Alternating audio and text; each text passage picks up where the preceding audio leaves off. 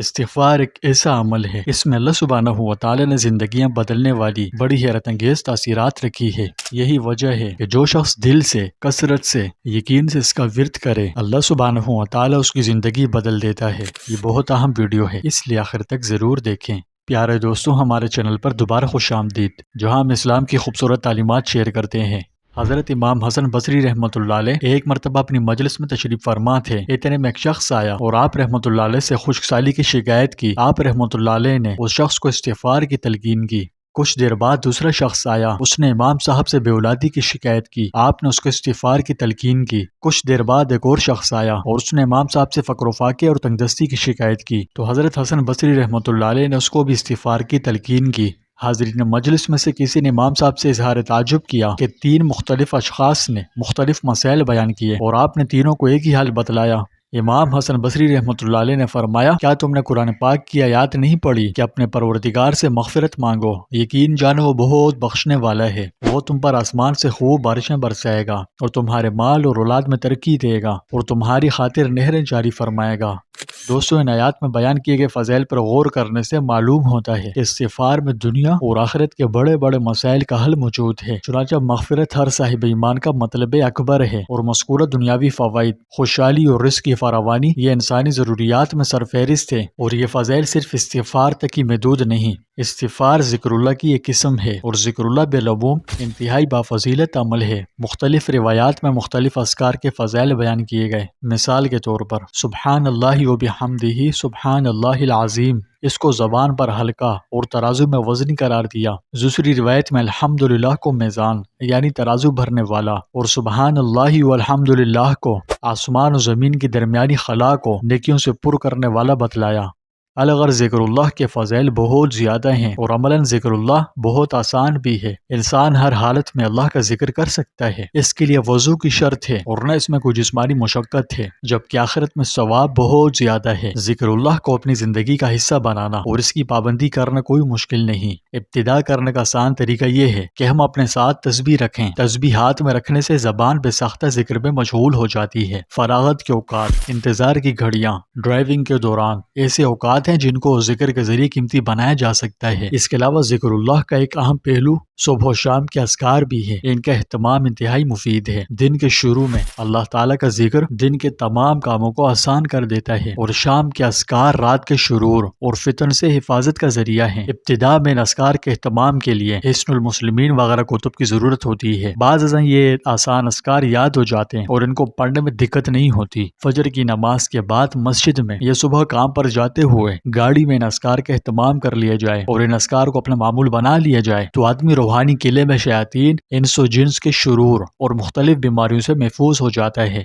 یہ عام ذکر کرنے کے نسخے ہیں جن کے ذریعے ذکر سے رطب اللسان یعنی زبان تر ہونے کا راستہ آسان ہو جاتا ہے، لیکن اللہ تعالی سے تعلق اور اس کا دھیان یکسوئی کے ساتھ دنیا و ما فیہا کے مشاغل سے دور ہو کر اللہ کا ذکر کرنے سے حاصل ہوتا ہے۔ اگر اس عمل کی توفیق ہو جائے تو بہت اچھا ہے، ورنہ کم از کم عام ذکر سے محرومی بالکل نہ ہو۔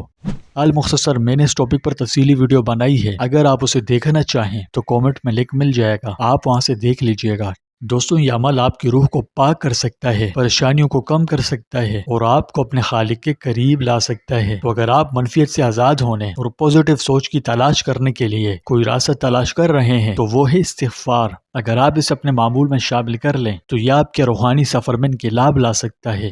تو اب ذرا سوچیں کہ ہم کتنی بار معافی مانگتے ہیں، کتنی بار ایک دن میں کتنی بار استغفر اللہ کا ورد کرتے ہیں۔ سوچیں، کیا یہ محض ایک رسم ہے یا کوئی گہرا راز؟ تو ہاں، یہ ایک لائف چینجنگ پاور ہے جو زندگی بدل دیتی ہے۔ قرآن و حدیث میں اس کی بہت اہمیت بیان کی گئی ہے۔ قرآن میں ہمیں بار بار استغفار کی اہمیت پر بہت زور دیا ہے۔ اس کے علاوہ نبی کریم صلی اللہ علیہ وسلم کی طرف دیکھ لیجئے۔ حالانکہ نبی کریم صلی اللہ علیہ وسلم گناہوں سے بالکل پاک و پاکیزہ تھے، لیکن اس کے باوجود آپ نے کثرت سے استغفار کیا۔ یہ ہمارے لیے پیروی کرنے کے لیے ایک طاقتور مثال قائم فرمائی ہے کہ جب گناہوں سے پاک ہوتے ہوئے ایک نبی بھی اتنی کثرت سے توبہ استغفار کر رہے ہیں تو ہمیں اس کا کتنا زیادہ اہتمام کرنا چاہیے۔